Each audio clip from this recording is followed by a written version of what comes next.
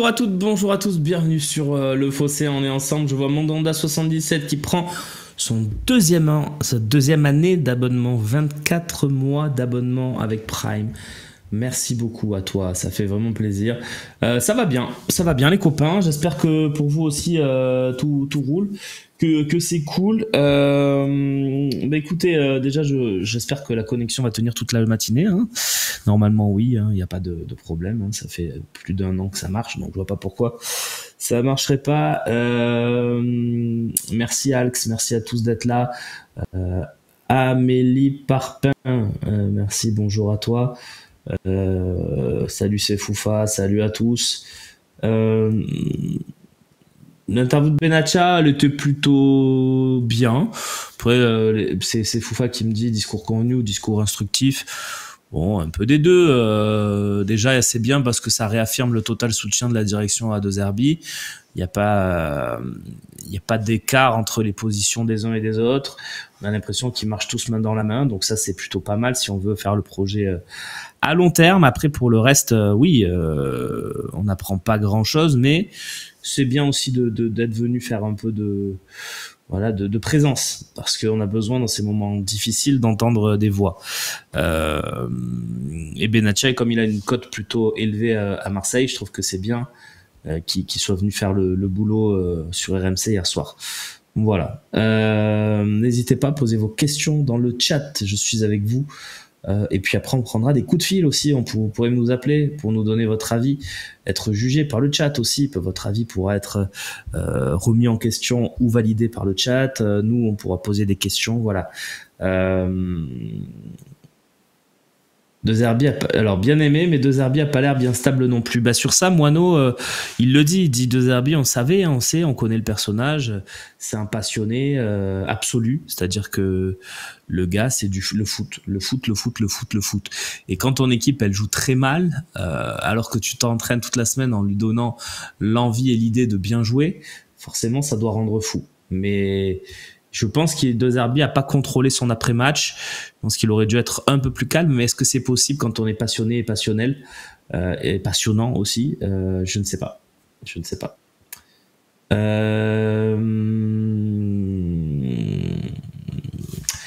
Romain, est-ce que notre meilleur recrue de ces dernières saisons n'est pas Mehdi Benatia? Le temps nous le dira, Jordan. Pour l'instant, c'est un peu tôt pour le dire. Romain, Merlin a-t-il été vraiment blessé ou bien? C'est JL Mom qui me pose cette question. C'est une question qu'on peut se poser, hein. Il y a peut-être eu un petit pépin minuscule ou petite alerte et on a dit aux espoirs, bon les gars, il viendra pas quant à Merlin, hein. Donc c'est peut-être un retour d'ascenseur aussi, c'est-à-dire que vous nous le blessez au premier match, vous le faites rejouer au deuxième et il s'aggrave sa blessure. Là, on va pas vous l'envoyer alors qu'il a un petit pépin physique, quoi. Donc ça peut être ça, j'espère que c'est ça et qu'on aura Quentin Merlin d'attaque pour le prochain match de Ligue 1. C'est dommage de ne pas avoir de live avec des membres de l'OM et le Fossé, hein. Oui, non mais on y travaille. Après évidemment si Benassia a une intervention à faire, malheureusement pour l'instant il préfère la faire à RMC, mais on a quand même on est quand même là, donc on essaie de l'avoir. Mehdi aussi depuis quelques semaines, je pense qu'il va venir, mais voilà, là c'était un peu une intervention de pompier de service, fallait le faire à l'échelle nationale, je peux le comprendre. Il y a encore un problème de confiance comme l'année dernière, c'est Zaïf qui nous dit ça, sauf que là c'est surtout en défense. Quand on regarde Ndiaye à Everton, soit certains joueurs n'ont pas les épaules, Brassier, Cognier, Cornelius, soit il faut les installer. Oui, c'est vrai que la confiance fait beaucoup de choses, et c'est vrai qu'Ndiaye à Everton est intéressant, beaucoup plus qu'il l'était à l'OM, où c'était un joueur plutôt passable. Voilà, donc compliqué. Lyon, possiblement rétrogradable, bien sûr, Polichette, bien sûr. Lyon est dans une situation très compliquée. C'est un club qui est coté en bourse, donc qui affiche ses résultats. C'est-à-dire qu'en plus, ils peuvent pas cacher qu'ils sont dans la panade. Donc, est-ce que Benassia, j'ai juste fait une parenthèse, est-ce que Benassia a l'air sur le départ? Je ne sais pas, Manuel Sirac, c'est vrai que ça interroge cette histoire de possible départ fin décembre. Je pense pas, mais est-ce que dans l'absolu, avoir deux Herbir aussi et Longoria sans Benatia, ça serait un énorme changement? Oui, je pense, parce que Benatia arrive à quand même conclure certaines pistes, on l'a vu. Mais un départ, je pense pas. Je pense qu'il est encore totalement à sa place à l'OM et il faut envisager de continuer ensemble. Après, est-ce que lui le veut? Est-ce que le club le peut? Voilà, donc... Ouais, Jordan, pourquoi est-ce qu'on est aussi dur avec l'OM? Bah, parce que c'est l'OM et que surtout au Vélodrome, on n'est pas bon. Voilà. Je me souviens d'une question, c'est est-ce que si les résultats étaient inversés, on ferait tout ce pataquès? Non, je pense que si on avait perdu à Auxerre, qu'on avait fait nul à Angers et qu'on avait perdu au Parc, par exemple, mais qu'à contrario, tous les matchs gagnés à l'extérieur, c'était des matchs à domicile et qu'on les avait gagnés, on serait très content d'être troisième. On dirait bon, c'est pas parfait, mais bon, on a quand même cette troisième place, etc., etc. Donc j'étais sur oui, sur la confiance, non, sur Lyon, possiblement rétrograde, oui, parce qu'ils ont le truc, c'est qu'ils vont passer devant la DNCG vendredi et que va falloir qu'ils donnent du concret et que Textor est beaucoup dans l'écriture comptable et pas trop dans le concret. Donc j'aimerais pas être à la place des supporters lyonnais aujourd'hui parce que se retrouvent dans une situation où ils savent pas si le club va pas être mis un peu en danger, parce que la DNCG peut prononcer beaucoup de choses: interdiction de recrutement, obligation de résultats dans les ventes. Ça peut être, vous n'aurez plus le droit vous n'avez pas le droit d'acheter des joueurs, mais vous devez en vendre pour 100 millions, par exemple. Ça peut arriver, ça.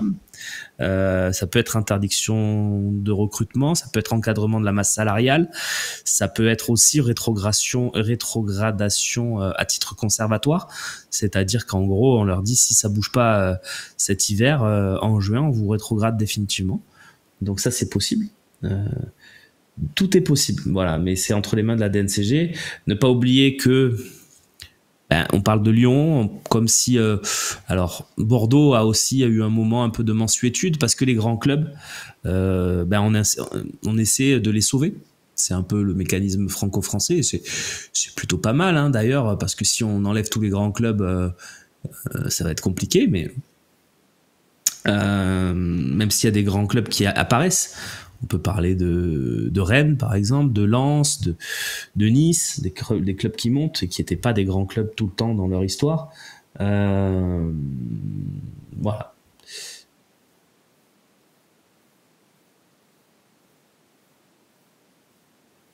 Jonathan David, libre cet été, on peut se positionner. Pas forcément Kimball, hein. S'il est libre, c'est un attaquant qui va être très recherché sur le marché. Alors oui, on peut se positionner, mais ça sera certainement pour l'Angleterre et pas pour nous. Malgré tout, c'est vrai que c'est un bon joueur et qui nous ferait du bien en attaque. Lyon est protégé par Olas. Alors attention, Rafiki, faut pas aller tout de suite dans ces trucs-là. Il se trouve que tu peux pas faire n'importe quoi non plus. C'est pas parce que t'es protégé que tu peux pas être sanctionné, quoi. Hein. Donc moi je pense qu'ils peuvent totalement être sanctionnés et durement. Donc pas de façon définitive, mais au moins de façon suspensive, parce que c'est comme ça quand tu as des dettes de 500 millions, que tu perds de l'argent chaque année, que tu n'as plus beaucoup d'actifs à part le stade et les joueurs, tu te retrouves dans une situation où soit tu vends le club, soit tu fais il y a plein de solutions, mais pour l'instant, là, il va falloir que ça arrive pour eux. Il y a Massilia qui nous dit: je ne souhaite pas du tout que le FC Lyon descende. On peut pas le souhaiter on peut pas le souhaiter, c'est sûr, mais bon, si ça leur arrive, ce sera tant pis pour eux, et c'est le jeu du foot, malheureusement. Au pire, ils auront interdiction de recrutement, je pense. Alors, ça, de toute façon, ils auront interdiction de recrutement et encadrement de la masse salariale, c'est quasiment certain, parce que voilà, on ne peut pas faire n'importe quoi. On a parlé de Greenwood, meilleur joueur du championnat, mais franchement, Zegrova, c'est largement meilleur. Faut être franc. Greenwood joue qu'avec le ballon 1 contre 1. C'est pas fou, faut être franc. Ouais, après, c'est ton avis, Jordan. Zegrova, c'est aussi un très bon joueur, mais qui fait la même chose, en fait, hein, de l'élimination. Je rentre vers l'intérieur. Voilà, hein, c'est un bon joueur, très bon joueur, Zegrova, mais pour moi, c'est pas plus solide et pas plus impressionnant. Hein. Voilà.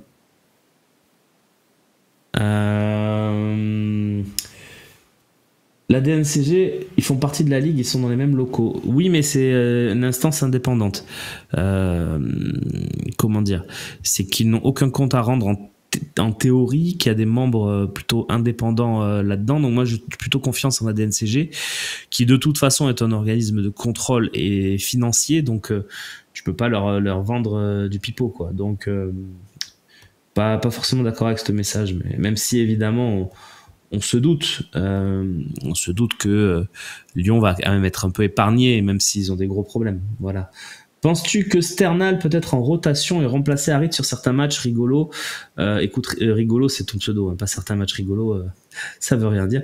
Mais écoute, je pense pas. Honnêtement, pour moi, Enzo Sternal est encore un peu tendre, jeune, un peu frêle. J'y crois pas. Mais il faudrait que lors de sa prochaine chance, parce qu'il en a déjà eu deux, hein, de montrer son talent pendant 20 minutes en Ligue 1, ce qui est pas rien, il faudrait que la prochaine fois, il saisisse sa chance et qu'il fasse un truc un peu mémorable, quoi. Un truc où tu le vois, balle au pied, qui apporte un truc, une combinaison, une passe D, un but. Parce que pour l'instant, ça ne mérite pas de jouer à l'OM, quoi. Pour l'instant, c'est pas encore prêt. Ce qui est normal, il a tout juste 17 ans, il est pas encore fini physiquement, donc c'est normal. Et Loïc Lucho, je suis pas d'accord non plus, faut le prêter, non. Tu prêtes pas un joueur qui est pas fini, c'est plus un piège qu'autre chose. Par contre, celui que tu peux prêter, il y en a deux, c'est Kélian Abdallah et Gaël Lafont. Eux, ils semblent prêts physiquement, prêts à affronter les cadences, prêts prêts en fait à rentrer dans les matchs, quoi. Donc eux, il faut les prêter. Je pense que Bacola, c'est un peu jeune, ça a que 16 ans. On va pas prêter, envoyer à l'autre bout de la France un gars qui a 16 ans. Sternal, c'est un peu la même chose. Donc je pense qu'il faut faire attention à ça. Et j'ai vu un message de Zouir tout à l'heure, je me souviens pas ton pseudo exactement. Je vais essayer de le retrouver parce que j'aime pas ça, à me tromper dans les noms. Zaïf, je sais pas pourquoi j'ai dit Zouir, excuse-moi. On en est où sur les clubs satellites en L2, N1 pour le prêt des jeunes? C'est intéressant, bonne question. Ouais, Sternal, il est rentré dans des matchs où c'était joué. Ben justement, c'est des matchs parfaits où tu peux te lâcher, tenter des choses. Voilà, je pense que Théo, il faut quand même saisir les opportunités. Les clubs satellites, c'était l'idée de juin de trouver un club satellite un peu façon, je crois que c'est le club Bruges avec Monaco par exemple, où il y a 2 ou 3 jeunes qui partent en prêt chaque année. Moi, je pense que c'est pas dans les tuyaux totalement. Ils y travaillent évidemment, mais pas vraiment. Et puis je pense que pour le prêter des jeunes, Martigues et Aubagne sont des vraies options. Martigues en Ligue 2 et Aubagne en National 1, des vraies options pour cet hiver. Voilà, on le disait, pour Lafont, pour Abdallah, mais peut-être aussi pour des joueurs de la réserve qui ont besoin de ces prêts-là. Je pense à Niak aussi, qui végète un peu en réserve et qu'on pourrait peut-être faire grimper d'un échelon. Au lieu de jouer en National 3, pardon, il pourrait jouer en National 1 ou en Ligue 2. On peut parler aussi de Robinho Vaz aussi, tiens, qui est le buteur, l'homme en forme, la petite pépite qu'on a recruté à Sochaux l'année dernière, qui peut peut-être aussi aller tester le National. Voilà. Je pense que c'est sur ça qu'il faut aller. Romain, il faut un défenseur central et un latéral, genre Danso, Ball Turner. Moi, je suis pas fan de Danso, je l'ai déjà dit. Je l'ai vu que dans des défenses à 3 quand il est brillant. J'habite à Bastia, prête-nous Lafont, Abdallah et Vaz. Il n'y a pas de problème, et je pense que ça peut être une piste aussi, Bastia. Je vais répondre à ça aussi, tiens, je me le garde. Et ça se passe bien pour Simon Ngapando-Etembu, Nico Helmut. Un prêt où il joue, où il est plutôt bien apprécié avec Nîmes, donc ça se passe plutôt bien son prêt. Donc voilà, on verra pour les Aubagnais et les Martégo s'il n'y a pas moyen de dealer des choses cet hiver. Je pense quoi de l'affaire Ambre Godillon? C'est Saona qui nous dit ça. Je suis embêté parce qu'évidemment sur le coup tu te dis c'est pas acceptable, hein. Tu jettes pas un briquet ou quoi que ce soit sur sur quelqu'un qui est en bord terrain, qui peut pas. Moi j'ai reçu déjà des projectiles. Quand je faisais du bord terrain, je faisais les photos pour le Phocéen au tout début de notre aventure commune. Et j'étais bord terrain pendant tous les matchs de Ligue 1, à l'extérieur, à domicile. Et je faisais les photos pour le Phocéen. J'ai reçu des projectiles. Voilà, alors pas à l'œil, hein, pas comme ce qu'elle a reçu, mais j'ai reçu plein de projectiles dans beaucoup de stades, des boulettes de papier, des boulettes de papier chargées, c'est-à-dire avec autre chose à l'intérieur et qui fait mal, ça fait mal. Ouais, j'ai reçu des trucs, donc j'ai une position qui est de dire c'est déjà inacceptable et c'est très désagréable. Donc déjà soutien pour ça, parce que c'est pas un moment sympa quand t'es bord pelouse et que tu reçois un truc, tu te dis oh, il me vise. C'est pas agréable. Franchement, ça peut même être dangereux parce que selon tu sais pas ce que tu reçois, etc. Ça, c'est ma première analyse. Non, j'avais pas un chasuble violet, Nico. Les chasubles violets, c'est ceux réservés aux médias clubs, c'est-à-dire pour les médias de l'OM. Par exemple, si c'est OM Nantes, les journalistes et photographes de l'OM, ceux qui font les vidéos, plus ceux qui font pareil pour Nantes, ça c'est les chasubles violets. Moi, j'avais chasuble jaune-vert à peu près, le jaune, je crois, un classique quoi. Voilà. Donc parce que nous, on n'est pas média club, hein, nous on est média normal. Je le rappelle quand même. Donc ça, c'est le premier réflexe. Et après, tu vois les images, tu te dis que c'est un vrai accident. Le truc rebondit sur une bâche, qui est tac, tac, tac. Donc là, à partir de là, je pense que tout le monde doit retrouver un peu son sang-froid. Même elle doit avoir vu les images et peut-être arrêter d'en parler, de faire du buzz là-dessus, même si c'est pas peut-être pas volontaire, mais voilà, elle peut envoyer un message, voilà, incident clos, merci d'avoir montré les images, ça me rassure, je reviendrai avec plaisir au Vélodrome, tu vois, des trucs comme ça. Alors, n'importe quoi, Fred.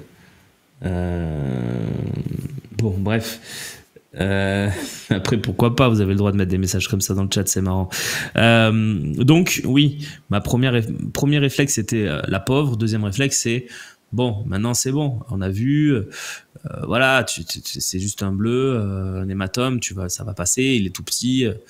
Bon, on en a vu d'autres, quoi. Alors, il y a une dimension qui m'a fait penser la pauvre au début, c'est que, pour ceux qui ne le savent pas, c'est quand même qu'Ambre Godillon, elle a fait 4 ans au PSG avec présence intensive sur les médias du club, etc., etc. Donc je me suis dit, ça a peut-être un lien, ça m'embête. Voilà, même si je comprends pas qu'on l'envoie au Vélodrome dans ces circonstances-là. Hein, je pense que c'est pas forcément judicieux. Mais bon, du coup, je me suis dit ça au début. Et après, là maintenant, je me dis c'est bon. Voilà, on en a parlé. Tu as reçu des fleurs de John Textor, c'était sympa. Voilà, stop, clap de fin. L'OM est pas responsable, les supporters de l'OM sont pas responsables. Ça va, tu vas t'en remettre. Voilà, c'est plutôt ça ma réflexion là-dessus. Elle attend des excuses du club. Je pense qu'il n'y a pas de raison de s'excuser. Ils ont fait ce qu'il fallait, ils ont montré, ils ont dit voilà. Ils se sont excusés d'ailleurs. Donc voilà. Après, évidemment, Zekai, t'as raison, on balance rien et puis c'est tout. C'est vrai aussi. Et ce qui est fou, c'est le harcèlement qu'elle a pris une fois l'annonce de l'OM accidentelle de l'acte. Puis, c'est pas un acte isolé. Non, c'est vrai, c'est vrai. Vous avez raison, Denver, le dernier dino, c'est vrai. Mais voilà, je pense que des deux côtés, c'est-à-dire que évidemment, faut pas l'embêter. Elle a rien fait de mal, la pauvre. Et puis nous, faut pas non plus nous chercher des noises sur des trucs où il y a pas grand-chose. Autant, tu vois, il y aurait pas eu ces images, on nous aurait dit c'est un geste volontaire et tout.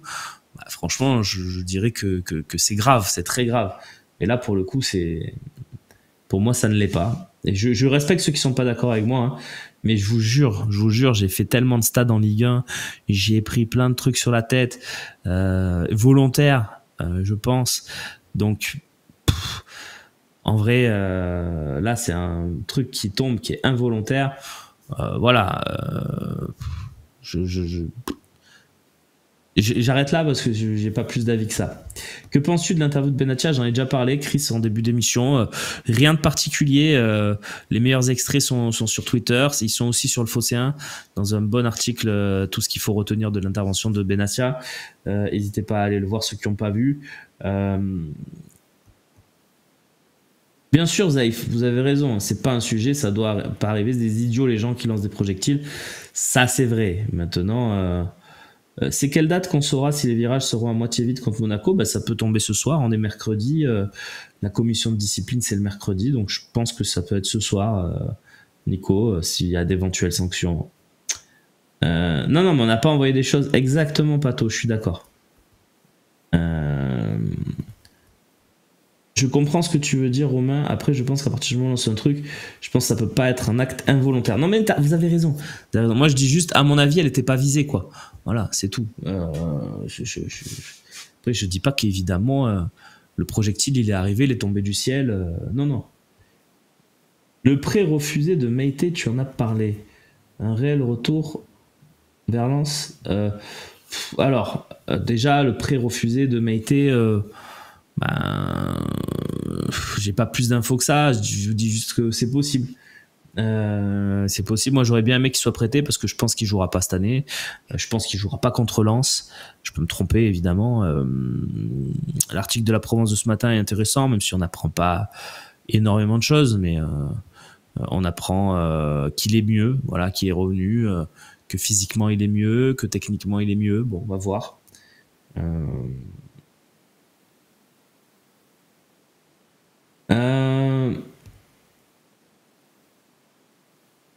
Alors, les virages fermés, mais ça serait pas pour le projectile, cher ami. Hein. Bastiao. Mais je pense qu'on ne sera pas interdit. Il n'y en a rien de très grave qui s'est passé au Vélodrome. Hein. Moi, j'attends avec impatience la commission avec le derby à Lyon. J'y étais, fumigène, chant homophobe, etc. Ouais, alors ce truc chant homophobe, faut arrêter aussi. Enfin, bon. C'est évidemment que ça serait bien qu'il n'y ait plus ces chants-là dans les stades et tout, mais on va pas sanctionner tout un club, tout un collectif pour des gens qui chantent, quoi. Enfin, bon, je sais que j'ai une position un peu bizarre là-dessus. Mais... d'accord que le souci Meïté était lié à son agression. Non, pas seulement, Zekai. J'en ai déjà beaucoup parlé.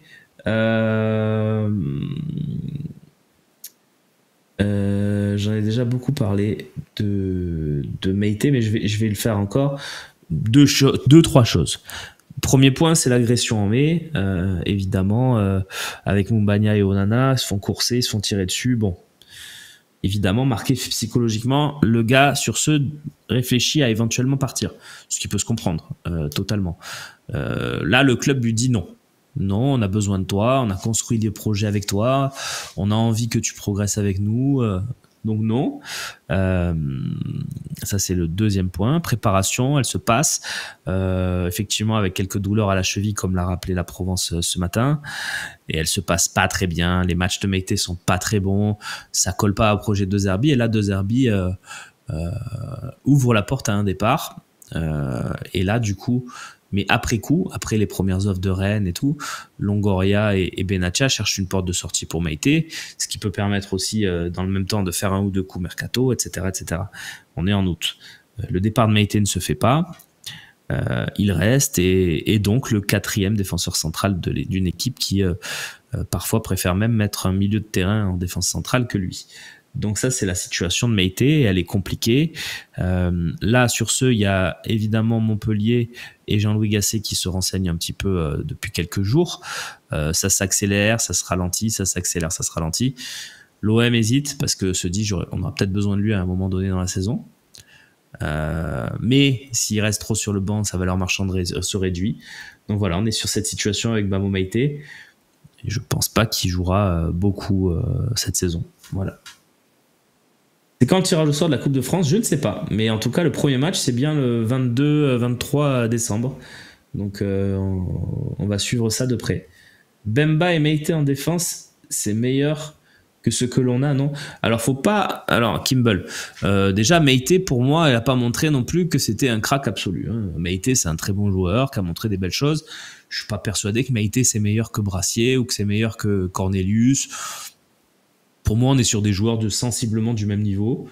Mbemba, alors Meïté, voilà, je vous l'ai dit mon avis. Je pense pas que... Pour moi, on a un joueur en défense qui est au-dessus du lot, c'est Balerdi. Je sais que beaucoup ne le pensent plus, mais moi, mon avis changera pas. Il me faudra bien une saison pour changer d'avis. Ce que j'ai vu l'année dernière, c'était hallucinant.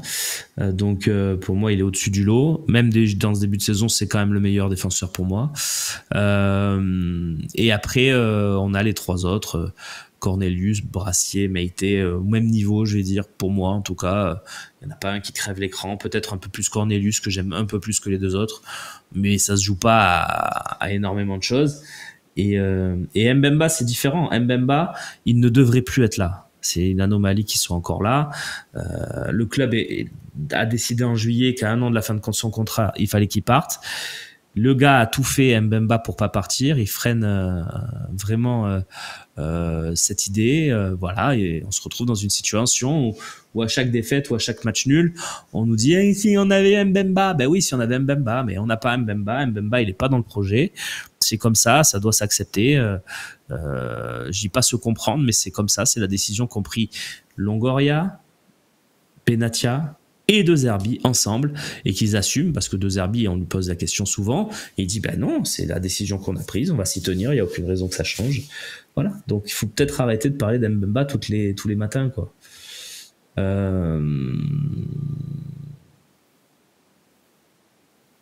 Pareil, Jonathan Tah, mais les gars, juste parce qu'on a recruté Højbjerg, Greenwood et Rabiot, vous imaginez qu'on va pouvoir recruter le défenseur central titulaire de Leverkusen et de l'Allemagne, alors qu'il y a des clubs comme le Real Madrid qui s'intéressent à lui. Donc ne faisons pas les fous et ne commençons pas à imaginer que Jonathan Tah peut venir à l'Olympique de Marseille. Nuno Tavares, c'est ton pseudo, je pense. Il ne faut pas penser à ces joueurs-là qui sont déjà ciblés par les très gros clubs. Dizazi qui ne joue pas à Chelsea, bon, pourquoi pas? Ça, c'est un autre profil. Moi, je trouve qu'il n'est pas meilleur que ce qu'on a. Je ne trouve pas que Dizazi, c'est un bon joueur. Je trouve qu'il n'est pas meilleur que Cornelius, même que Meïté. Hein, voilà, donc Dizazi, à part que c'est une armoire à glace et que c'est un des joueurs qui, de ma position bord terrain, justement, dont je parlais tout à l'heure, m'a le plus impressionné physiquement. C'est-à-dire que je trouvais, quand il jouait à Reims, je le trouvais incroyable physiquement. Après, techniquement, etc., je suis pas sûr que ça colle avec... pas sûr que ça colle. Voilà. Allez, je vous rattrape. J'ai pas la date du tirage de la Coupe de France. Bah, je vais vous la trouver. C'est pas dur à trouver. Hein. Souvent, les infos comme ça se trouve en 10 secondes sur Internet. Je vous fais un tuto si vous voulez. Vous tapez Coupe de France de football. Vous allez dans Wikipédia. Prenez la dernière édition de la Coupe de France et vous allez le tirage au sort. Ah, c'est pas écrit. Autant pour moi. Autant pour moi. On va quand même chercher. Parce que vous me l'avez posé plein de fois cette question. Non, c'est pas l'info. Vous voyez, alors s'il faut aller sur la 3F. 3F, Coupe de France. Moi, je vous fais un petit tuto comme ça. Vous voyez, on essaie de trouver ça ensemble. Coupe de France. Tuc, où est-ce que c'est? Non, pas ça.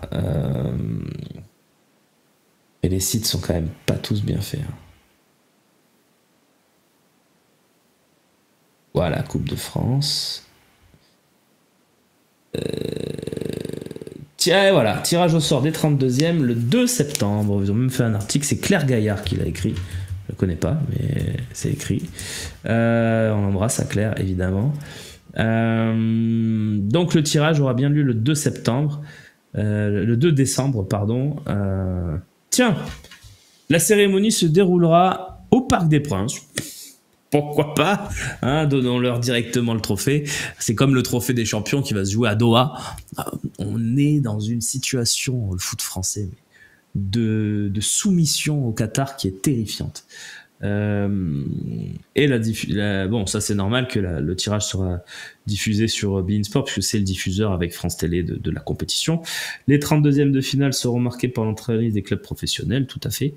Voilà, et bien ok, on a la date. Mais non, mais enfin, c'est voilà l'histoire du trophée des champions. Je m'en remets pas personnellement.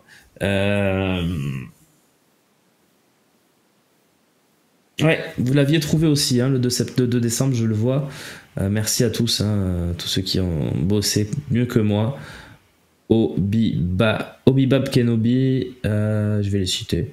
Coquin de sort, crie quelque chose. CRI 13090A. Judge Fred. Pas mal. Voilà. Est-ce que c'est chaque région son match? Non, c'est fini ça, Nico. Le dispositif Coupe de France, il est très simple maintenant. C'est tous les matchs sur beIN et un match sur France Télé. Voilà. Donc, tous les matchs sur beIN, les gars. C'est ça la Coupe de France. Et c'est bien parce que je trouve que, honnêtement, tiens, je vais dire un truc positif. J'ai bien aimé l'année dernière le dispositif de beIN sur la Coupe de France. C'est-à-dire que tous les matchs étaient diffusés. C'est-à-dire que tu voulais ton match Concarneau-Les Herbiers, eh ben, il était diffusé sur beIN Sport Max 9, Max 10. Tu pouvais avoir ton match. Donc ça, je trouve ça vraiment génial pour les petits clubs aussi, qui souvent ne sont pas diffusés. À l'époque France Télé, même à l'époque chaque région son match, etc. Il y avait beaucoup de matchs de Coupe de France qui n'étaient pas diffusés ou qui étaient diffusés sur Eurosport dans une sorte de multiplex un peu bancal. Là, honnêtement, je trouve qu'on est dans un beau dispositif réalisé par beIN Sport sur la Coupe de France. Faut le dire, maintenant... bah ouais, avant c'était gratuit. Et ben pas forcément, l'Opsi, c'était sur Eurosport 2. Eurosport 2, c'était pas gratuit, Eurosport non plus. Donc non, c'était pas gratuit. Le foot gratuit en France, à part la Serie A sur l'équipe 21, c'est une honte, je trouve. Bah, il y a effectivement un match de Serie A, et même plus tout le temps, puisque des fois c'est sur l'équipe foot, l'équipe live foot, et que ça aussi c'est payant. Voilà, donc il faut payer pour voir l'OM en Coupe de France. Bah oui, depuis la saison dernière aussi, et depuis même tous les temps, hein. Honnêtement les gars, je vous trouve un peu dur, Michael, Moineau, tout ça. L'époque d'Eurosport, c'est-à-dire les 10 dernières années, combien de matchs de l'OM étaient diffusés sur Eurosport? 2 ou 3 par saison, donc c'était déjà payant. Après, selon le tirage, évidemment, si on tombe sur Nice ou Monaco, ben on sera diffusé en prime time sur France 3 ou France 2, mais je vois pas du tout de... Pour moi, il n'y a aucune embrouille là-dedans, quoi. Je pense qu'on a une équipe de coupe, oui, Obiba Kenobi, parce que déjà, on a un gardien, et ça, c'est pas rien. Donc c'est super. On a un gardien, on a des joueurs capables de gagner en 90 minutes ou d'aller au péno et d'être plutôt intéressant dans cet exercice. Donc oui, non, je trouve que c'est bien. Avant, il y avait des matchs sur France Télévisions. Oui, il y en avait, il y en aura toujours un. Avant, il y en avait 2 peut-être. Même il y a une époque où il n'y en avait qu'un et que c'était tout pour sport. Je vois pas trop de... Honnêtement, je vois pas trop de différence, ouais. Par contre, cette histoire de trophée des champions au Qatar, je sais pas si vous avez vu, c'est assez exceptionnel. J'avais pas vu l'heure. On va prendre 1 ou 2 coups de fil avant de conclure l'émission. Tiens, mon Lolo, est-ce que tu peux m'envoyer le numéro? Voilà, merci. Hop, on envoie le numéro. Et on va prendre le premier coup de fil dans quelques minutes, dans quelques instants. Voilà, appelez-moi si vous voulez parler, si vous voulez dire que j'ai dit n'importe quoi, etc., etc. N'hésitez pas. Est-ce que ça sera Delange en coupe? Bah peut-être, je sais pas. Darren, on verra ce que fait De Zerbi.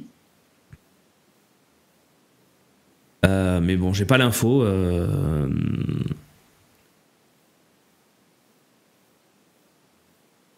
Tu arrives à la fin, Mlona. Bon, il reste encore un bon quart d'heure. On va pas aller jusqu'à midi, mais on va se faire un bon quart d'heure. Le trophée des champions, tout le monde s'en fiche. Oui, d'accord, mais donnons-leur directement alors. Donnons-leur, voilà. Tenez, prenez-le. Prenez le trophée des champions. Et voilà. À Doha, c'est pour la saison prochaine ou pour une prise longue durée? Je ne sais pas, Anthony, c'est pas très clair. J'arrive pas à appeler, mon opérateur bloque. Je verrai plus tard. Bah, c'est pas grave. Tu peux lire mon post, même s'il est un peu long, s'il te plaît. Quel post, Alx? Allez, tiens, je fais l'effort, je remonte un peu le chat, mais je ne le vois pas, ton post, Alx. Je ne le vois pas. Après, si vous faites des trucs trop longs, j'ai tendance à me dire c'est trop long, je lis pas. Mais je suis honnête, hein. Pas bien, je sais. Bah, je l'ai pas, écoute. Par contre, celui-là, je l'ai vu, tu l'as envoyé plusieurs fois, effectivement. Tu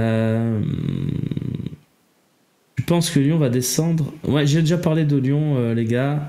J'ai dit que non, je pense pas, mais que ils peuvent être sanctionnés durement et peut-être à une rétrogradation à titre conservatoire jusqu'à ce qu'ils remplissent telle ou telle condition.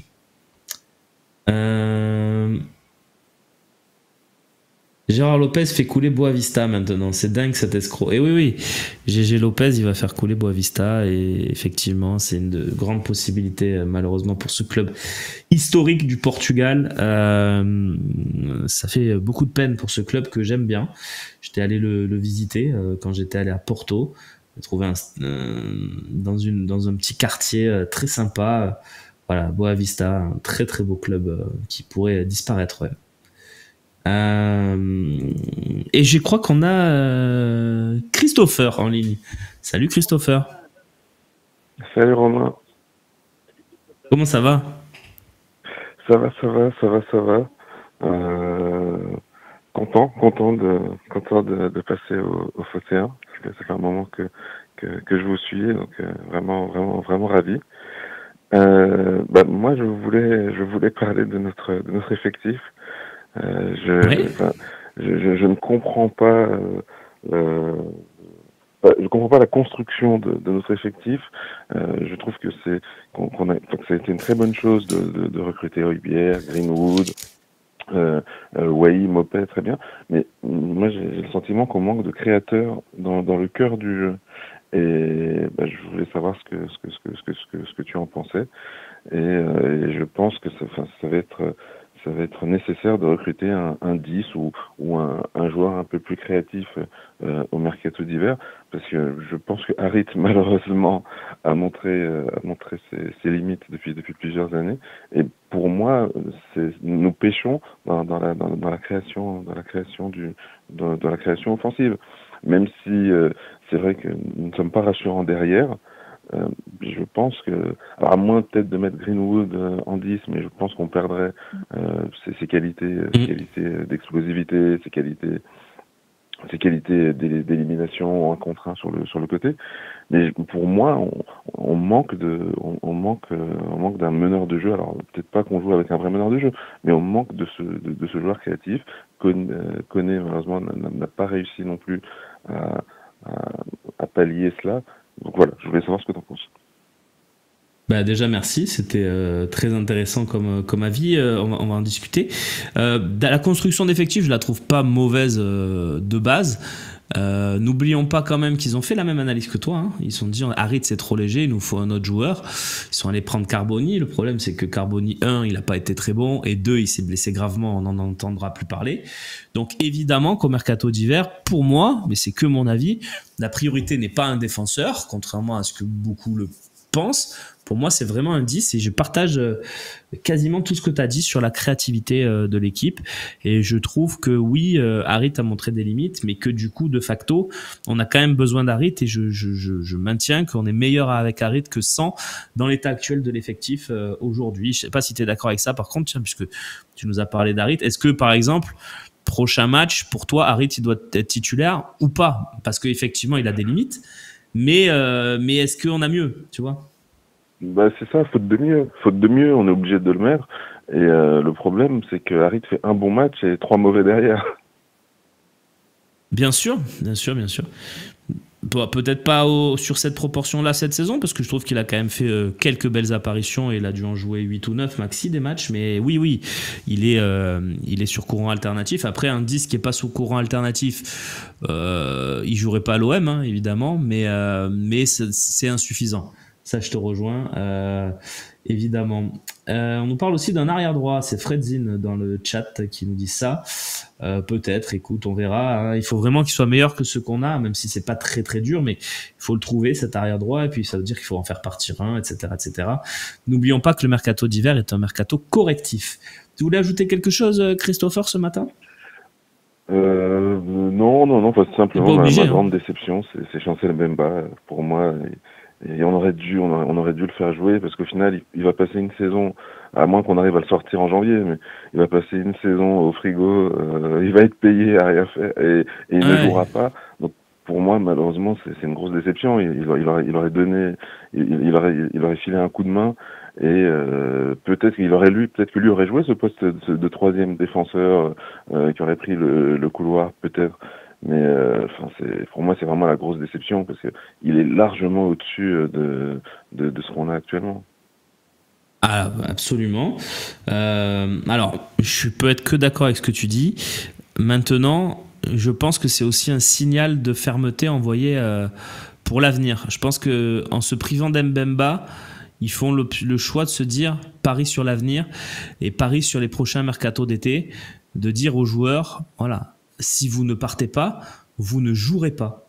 Et je pense que c'est un pari osé parce qu'effectivement, Mbemba, il est 3 fois meilleur que Murillo et Lirola pour jouer ce poste-là, à mon avis.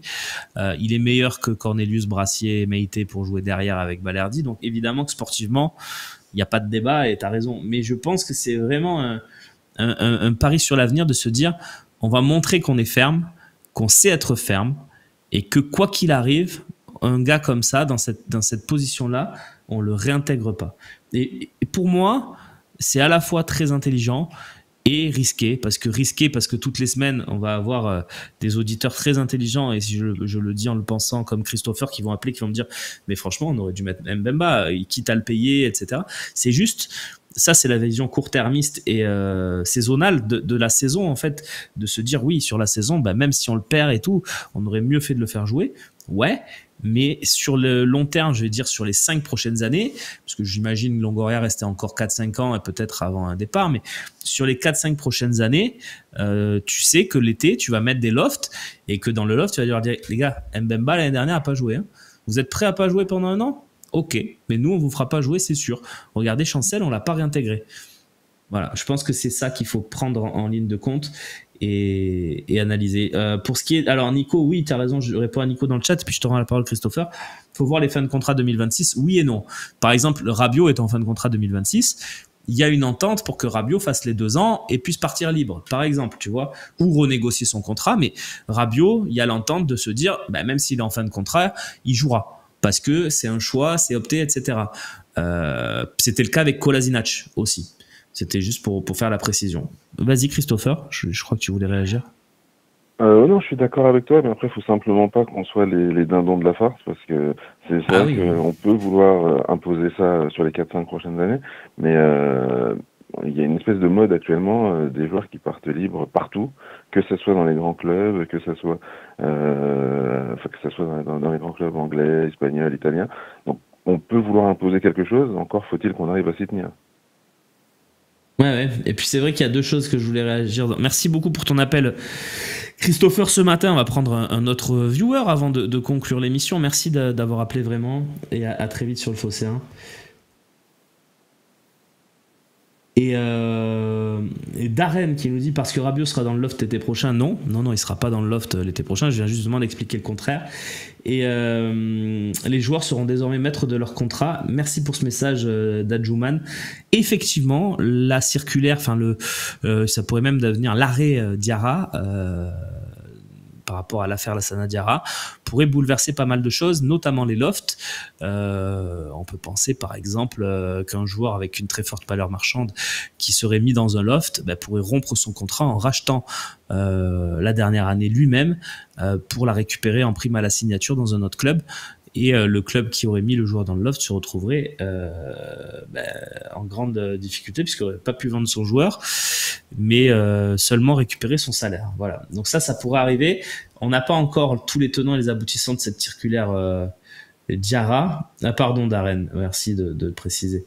Donc on n'a pas encore tous les tenants et les aboutissants de la circulaire Diarra, mais voilà, ça pourrait être ça.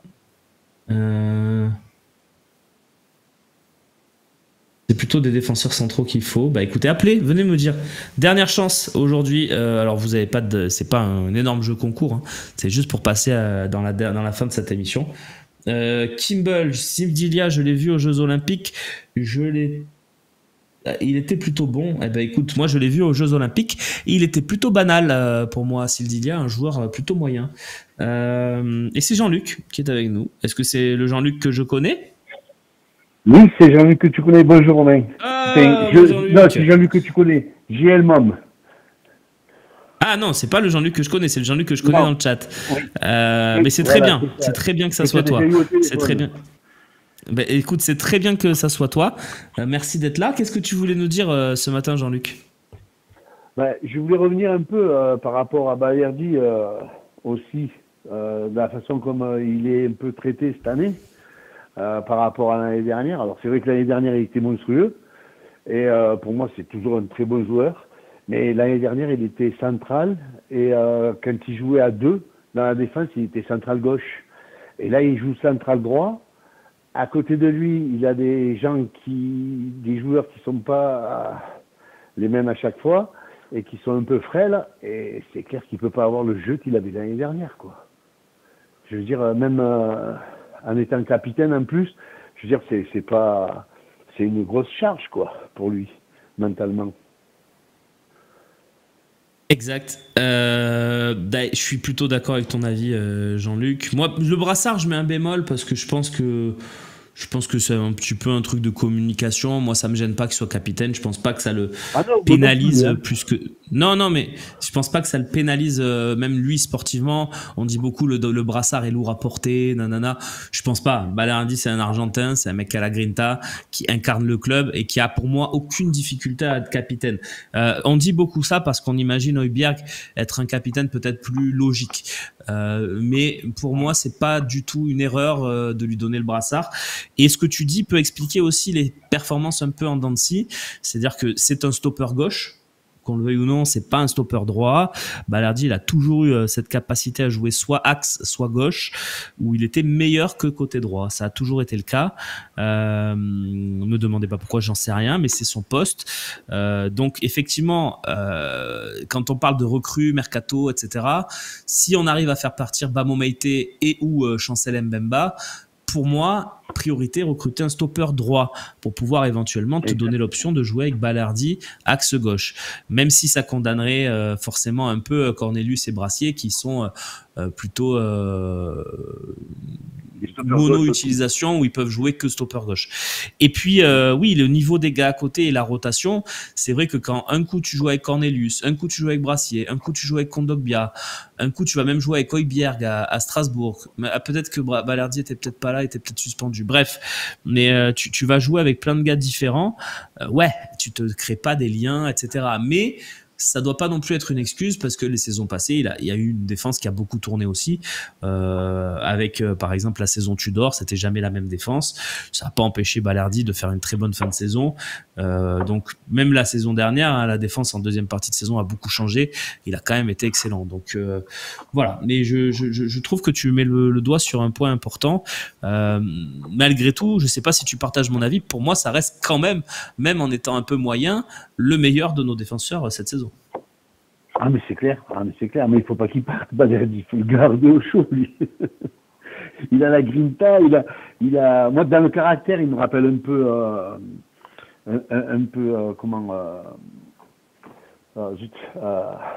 j'ai perdu son nom. Tu vois. Bah là, je peux pas t'aider. Heinze Heinze, oui, voilà, tu vois, il a un peu ce Ah. grinta à la Heinze, tu vois, c'est des Argentins, c'est le sang chaud, quoi, c'est ça, quoi. C'est Marseille, quoi. Ouais, moi je le comparais un peu à Diawara aussi sur le caractère sur le terrain. Je trouve qu'il rentre dans les mecs, qui parle. J'aime bien. Voilà, ces joueurs-là, évidemment, on s'attache. Bah écoute, merci Jean-Luc d'être passé nous donner ton avis ce matin dans le Mon Café. Et puis bonjour à tous merci du Postérien. Ça marche. Le bonjour est passé. Là, tu as Loïc qui est avec moi ce matin. Seb est bien sûr toujours dans les parages. Romain, le Slim, etc. Jade, on pense évidemment. On leur passe le bonjour à tous et à toutes. Et Marine aussi, bien sûr. Voilà. Et puis tous les amis du Phocéen. Vous aussi dans le chat. Alors, on est une grande famille. On se serre les coudes après cette catastrophique prestation contre Auxerre qui nous fait mal à la tête et qui nous donne du débat. On aurait préféré du débat positif. Ça nous donne du débat de remise en question. C'est pas mal aussi de se remettre en question. Mais là, ça va être long pendant 15 jours. Mais c'est comme ça. C'est la vie et c'est ce qu'on nous donne, évidemment. Merci, les copains. d'avoir été avec moi ce matin dans cet OM au café. J'ai pris beaucoup de plaisir à l'animer. Demain, vous retrouverez... alors, la compo est pas certaine pour demain parce qu'il y a l'entraînement de l'Olympique de Marseille également qui est ouvert à la presse. Donc, pour l'instant, c'est Slim. Ça pourrait être Slim ou le patron. Ah ben, c'est sûr, c'est le patron du coup. C'est Seb qui assurera demain l'OM au café. Merci Loïc pour la confirmation. Donc, vous aurez le boss demain. Ça va tourner, regardez. Aujourd'hui et hier, c'était moi. Demain, c'est le patron. Et vendredi, c'est Slim. Donc, vous allez avoir de la pluralité et de la diversité dans les OM au café. Et c'est génial. Et vous me retrouverez lundi. Donc, comme ça, il y a une rotation en plus. Donc, c'est vraiment super. On est tous à fond pendant cette trêve et hâte de vous retrouver pour une nouvelle émission. Prochain rendez-vous sur le Phocéen. Loïc, tu peux me le confirmer ça aussi. Mais il me semble qu'il y a un talk show maintenu pour jeudi. Malgré la trêve internationale, je pense que oui, hein, je suis quasiment sûr. Absolument. Voilà, donc jeudi vous avez le talk. Donc demain c'est quand même une belle journée puisque vous aurez l'OM au café et le talk show. Donc que demande le peuple? Je vous souhaite une très très belle journée sur le Phocéen. À très vite. Ciao.